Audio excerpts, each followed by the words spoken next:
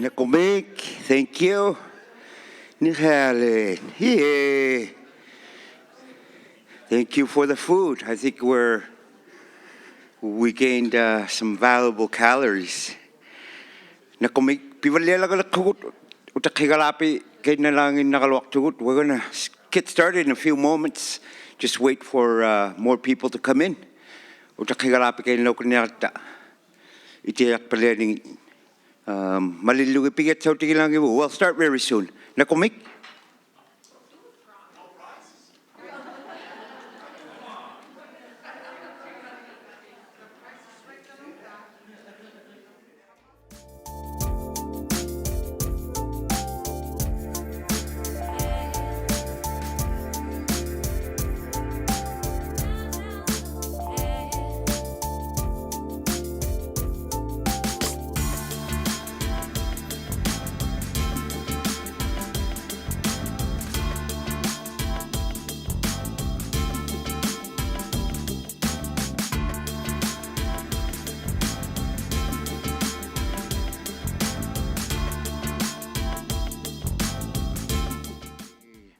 Well,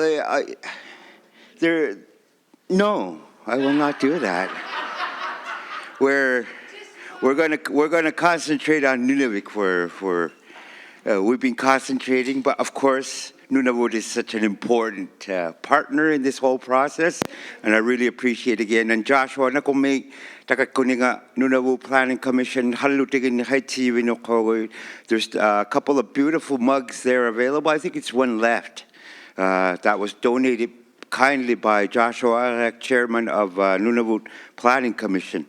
So I'm going to start with a beluga question.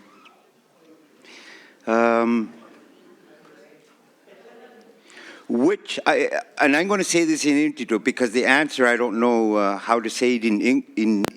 I'm going to say this in English because the answer I don't know how to say it in Inuktitut. So I'll give you that small hint. Which tiny cell-free fish is becoming more common in Nunavik's warming waters? We talked about climate change. We get different insects now, different birds that are starting to, suddenly you're starting to get more and more black bears almost every summer, which was unheard of not long ago. Polar bears are starting to come more south as well too. I mean, things are changing, and this tiny animal, silverfish, is no exception. It's because of the warming waters of Nunavik, it's more common, and it's starting to replace the Arctic cod as a primary food source of beluga. So belugas love the Arctic cod. But now because of the warming waters, this tiny silvery fish is becoming more common. So, Robert, I saw you. Go ahead. Which animal are the belugas eating more often now? Take a guess. Smelt. The what? Smelt. I can't hear you. Sorry. Smelt. Is it the rainbow smelt? Oh, snout. Smelt. Smelt. Smelt. Smelt. Yes. Oh, okay. No, I'm sorry. That's not the answer. I'm sorry. I'm very hard of hearing. That's why you got to practice as well. I'm glad you're practicing to come to the microphones, but you got to do it really well. Yupi, witartok, ang uwigak inuktuak. Which tiny silverfish is becoming more common? Yupi, sunoroyit. Halunato kisiya na harumaraka atinga. Shrimp. No, shrimp ut naging miyok. Kinguklaw naging miyok. Okay. Hey, Cassie, welcome Hello. back. Caitlin? Caitlin?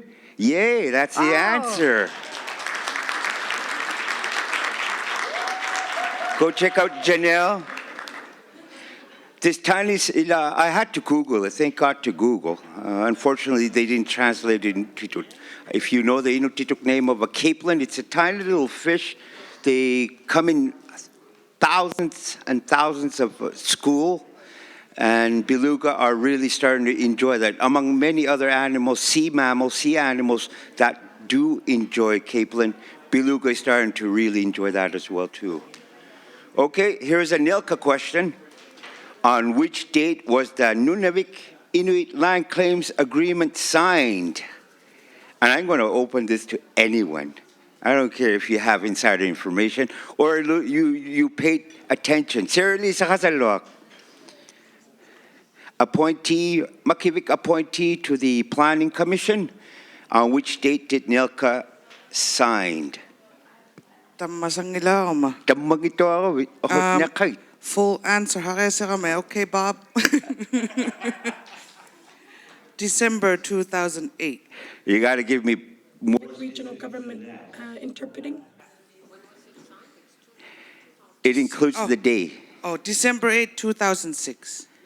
No. Oh, no. Billy Palliser right behind you. Hey, Don't wait, say wait, anything. wait. No. Price is No, right. I'm not going to. Billy Palliser. Neil Kahanga sa nagtawag to. December 1, 2006. Yes, sir. December 1, 2006. Salahaw titawa na tuwid na siya kumadyan ko si Janelle. Go see. Go see Janelle. I think this one's going to be a bit more challenging, but I think the information is so important. What role does seagrass play in helping to mediate climate change? Again, it's a climate change related question. What does the seagrass do in helping and dealing with climate change? Seagrass, I'm not even sure what it looks like, but I'll Google it later. Come on. I know it's more challenging. What does this seagrass do in helping mediate climate change? Julie? It sequesters carbon. Could you say it louder, please? It sequesters carbon. Oh, yes, it does. It stores carbon. Yay. I'm eating candy. Well, it's the role that it has in our world right now is really appreciated. As we know, we're talking about CO2 emissions. So what this seagrass does, it stores carbon. I think we can start selling those carbon credits just because we have seagrass in our areas. I appreciate the answer. Na kung may mga Julie, Billy, ilaw kay nakatsi. Takot. We'll do draws of the pre-conference survey. So we'll go to the draw before our meeting ends today.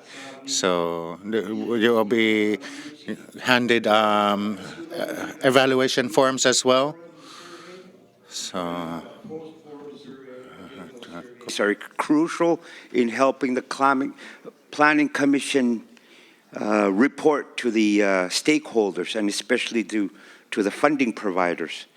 So without further ado, our next activity, which Susan Dean will explain, we're going to go, and I'm going to let her talk. Please welcome Susan Dean.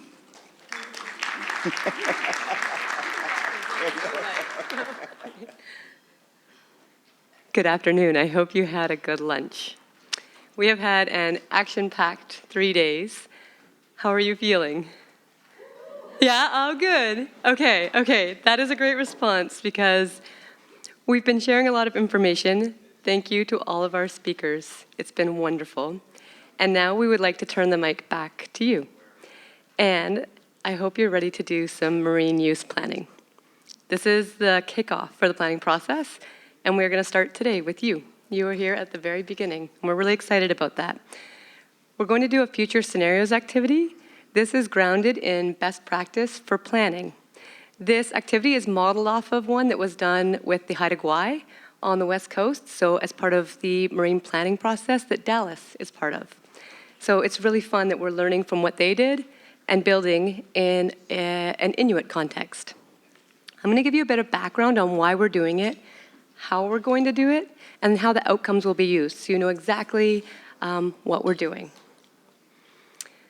So as we've touched on throughout this forum, marine planning is all about working together towards a shared vision for the future. The marine planning strategy that we touched on, so for 3 years, we've been conducting engagement. The marine planning strategy, that's our roadmap. That's what we acknowledge that we need to talk about That's an agreement on how we'll talk about it. We'll be transparent. We'll be open. What we need is a destination. We need to figure out where do we want to go. That needs to come from you. So this activity is all about exploring your preferred future. There are a lot of different futures, and there are different elements that influence whether or not you get there. You may have a preferred future, but there are pieces that may influence whether or not you can get there that are outside of your or our control. We will have a marine planning strategy. We are working together to create a marine use plan, and we are in a world that is bigger than us. So as we set our targets on the future that we want to aim for, we need to be aware of those pieces that will influence us as we work together. We have uncertainties. The big one is climate change. We have trade-offs. Sometimes if you want to get somewhere, you need to make some sacrifices along the way. And sometimes we think of the future we want, and the trade-offs haven't been as obvious. And when we really start to think about, wow, what are we going to have to sacrifice? Are we willing to do that? Maybe that's not the future we want, because to get there is not the path that's the right fit. So the purpose of today's activity is to help us explore different futures to see, hey, where do we really want to go? We also have our biases. We all come from different cultures. We have different values, experiences, perspectives, and that is awesome. The greater variety of perspectives that we have leads to better decision making. If we all agree, oh, we have so many blind spots. So what are we going to do? You'll have a number on your name tag. That will be your breakout group in the next room. So after I've stopped talking, we'll move into the other room and you can find your table. We'll do some introductions. There'll be a warm-up activity just to get you thinking about the future. For example, if time and money were no issue, what would you like to see? After the warm-up, we'll move into the future scenarios discussion. So what we'll do is we'll provide you with 3 separate possible futures. We'll have you talk about each one of them individually to kind of explore what are the uncertainties that could really influence this. What are the challenges? What are the opportunities? So walk through each one of those futures. And I really want to highlight, you're talking about the futures. You're not talking about each other. You're not talking about, what's right or wrong, and I'll touch on that in a moment. You're talking about the futures. What could influence it? Then we'll ask you to tell us what your preferred future might be. And we leave that to you. And you can build on the futures that were provided. You can go anywhere you want with it. And then we'll have you report back. We're going to have just a few smaller groups. We'll maybe ask 3 or 4 groups, depending on time, to report back. So how will we use what you're sharing with us? That's important that you know how we're going to take what you're sharing and move the marine planning process forward. As I said, marine planning is action. We are here to talk, and we don't stop there. We're going to keep moving forward. So we're going to use what you share today to inform decision makers about planning partners' preferences. What do you prefer? What are your priorities?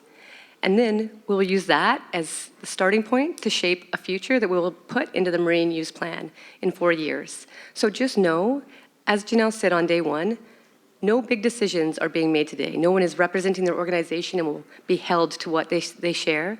This is just step 1. Share how you're feeling. Share your thoughts. Brainstorm.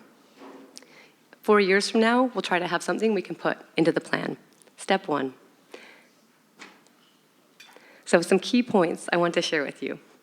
There are no wrong answers. Again, we're talking about futures, and you will view the futures differently. I hope you do. Again, different values, different priorities, experiences. You will come at it from different angles. That is fabulous. And for that reason, agreement is not necessary. So we're going to ask you, what's your preferred future? In your group, you may very well say, we have a couple, or here's where we, have different ideas about what might be a good fit. That is amazing, because that lets us know through this planning process where we need to have more conversations and where we need to work together.